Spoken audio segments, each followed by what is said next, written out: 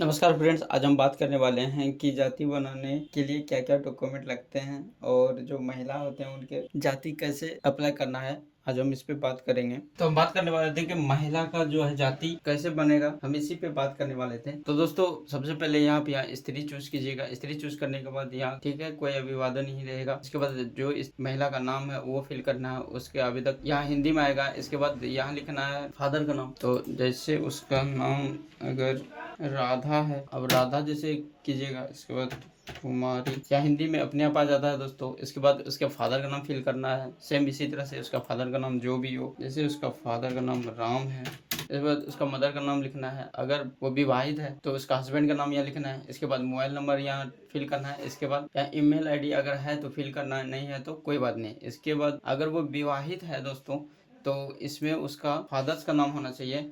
इसके बाद ये उसका जिला, ये सारा एड्रेस उसका फादर का होगा, जैसे फादर का होगा। इसके बाद आप पंचायत पे क्लिक कीजिए। इसके बाद उसका वार्ड नंबर क्या है या पंचायत क्या है आप अपने हिसाब से सिलेक्ट कर लीजिएगा। उसका गांव का नाम फिल करना है। इसके बाद यहाँ डाकघर, पोस्ट ऑफिस, इसके बाद थाना कहाँ है उसका, पिन कोड ऊपर के जैसा अगर सेम है तो यहाँ क्लिक कीजिएगा। दोनों का एक जगह हो जाएगा, एक एड्रेस हो जाएगा। अगर सेम नहीं है तो नीचे उसका ना पति का एड्रेस होना चाहिए, तो आप नीचे उसका पति का एड्रेस फिल कर दीजिएगा। जैसे ऊपर में आप फिल किया सेम उसी तरह नीचे में पति का एड्रेस फिल करना है। तो इसके बाद दोस्तों आप यहाँ फोटो अपलोड कर दीजिएगा। इसके बाद आता है कि पेशा, स्टूडेंट है, सरकारी सेवा में, निजी सेवा में, व्यापार कर रही है, बिजनेस है, किसान है, गृहिणी, हाउसवाइफ है या अन्य है, तो इसमें अपने हिसाब से आप सिलेक्शन कर लीजिए। सिलेक्शन करने के बाद दोस्तों वो किस कैटेगरी में आती है कि अत्यंत पिछड़ा वर्ग, अनुसूचित जाति, अनुसूचित जनजाति, गैर आरक्षित, तो आप अपने हिसाब से यहाँ सिलेक्शन कर लीजिएगा जिस भी वो कैटेगरी में आती है। तो जिस भी कैटेगरी में आने के बाद दोस्तों आप जैसे यहाँ अत्यंत पिछड़ा कर रहे हैं तो अत्यंत पिछड़ा में वो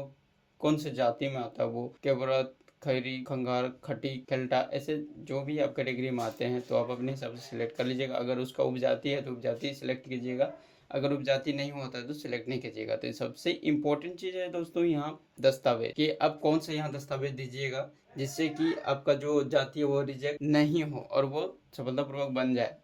तो दोस्तों आप अपने पिता जो है उसका खतियान डाल सकते हैं, खतियान या दान पत्र, जो राजस्व अभिलेख दान पत्र है, राजस्व अभिलेख भूमि संबंधी दस्तावेज, राजस्व अभिलेख भूमिहीनों को आवंटित जमीन से संबंधित अभिलेख, अन्य राजस्व अभिलेख। इसके बाद नीचे है दोस्तों राजस्व अभिलेखों के अनुपलब्धता की स्थिति में स्थल निरीक्षण हेतु आग्रह। इसमें से लगभग नहीं होता है दोस्तों, तो अब सबसे आसान है कि ये राजस्व अभिलेख खतियान, अगर ये नहीं है दोस्तों तो आप जमीन का पेपर आपको अपने पिताजी का लगाना है, तो आप लैंड रिकॉर्ड पे आएंगे, जमाबंदी पंजी पे जैसे यहाँ क्लिक करेंगे तो आप अपना जिला, अंचल, ये सारा कुछ सिलेक्ट करने के बाद दोस्तों आपका जिस भी एरिया में हो, जहाँ हो, आप अपने हिसाब से सिलेक्ट कर लीजिएगा। आप किस हिसाब से ढूंढना चाहते हैं, वर्तमान उपरी संख्या पता है तो अभी से ये सिलेक्शन कर सकते हैं। अगर रैयत का नाम से कोई ढूंढना चाहते हैं इस पे क्लिक कीजिएगा, अगर खाता से ढूंढना चाहते हैं इस पे क्लिक कीजिएगा, और समस्त पंजी 2 के नाम के अनुसार देखना चाहते हैं तो इस पे क्लिक कीजिएगा। नहीं आपको प्लाट नंबर पता है जिसको आप खेसरा नंबर बोलते हैं, जमाबंदी पता है तो आप इस पे क्लिक कीजिएगा,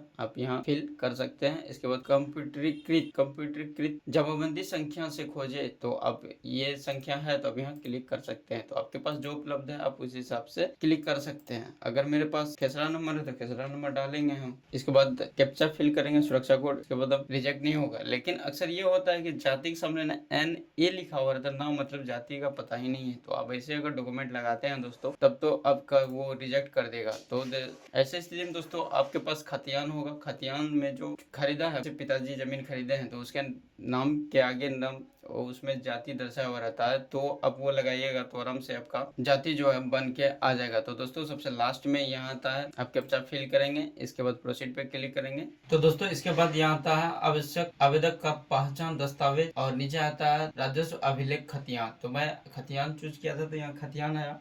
यहाँ आप अन्य अभिलेख भी चूज कर सकते हैं, जो डॉक्यूमेंट मैंने दिखाया था जमीन का पेपर, आप वहाँ अगर जाति दर्शाया हुआ तो वो आप आराम से लगा सकते हैं अन्य अभिलेख में। तो दोस्तों ये जैसे आवेदक का पहचान में देखिए क्या क्या आता है। पहचान वोटर ID कार्ड लगा सकते हैं, आधार कार्ड लगा सकते हैं, बैंक पासबुक फोटो सहित लगा सकते हैं, driving licence, PAN card, Aadhaar card, smart card, MNREGA job card, ऐसे सर्विस पहचान पत्र, अब इतना सारा डॉक्यूमेंट डाल सकते हैं। तो मैं सबसे आराम से डालूंगा दोस्तों आधार कार्ड, जो सबके पास अवेलेबल रहता है। तो यहाँ अगर अन्य दस्तावेज हम चूज करते तो दोस्तों ढेर सारा ऑप्शन आता, लेकिन मैं यहाँ चूज किया हूँ खतियान, इसलिए राजस्व अभिलेख सिर्फ खतियान ही आ रहा है। तो यहाँ से सिर्फ मैं अब दोस्तों दोनों में अपलोड करूँगा। अपलोड करने के बाद सेव एक्सजनरी पे क्लिक करूँगा। तो दोस्तों मेरा पूरा फिल हो गया है, ये मैं पूरा फिल कर चुका हूँ और मेरा कोई मिस्टेक नहीं है। तो मैं यहाँ से सबमिट करूँगा। सबमिट करने के बाद दोस्तों ये मेरा रिसीविंग आ गया है, जो मेरा फुल एंड फाइनल जाति जो अप्लाई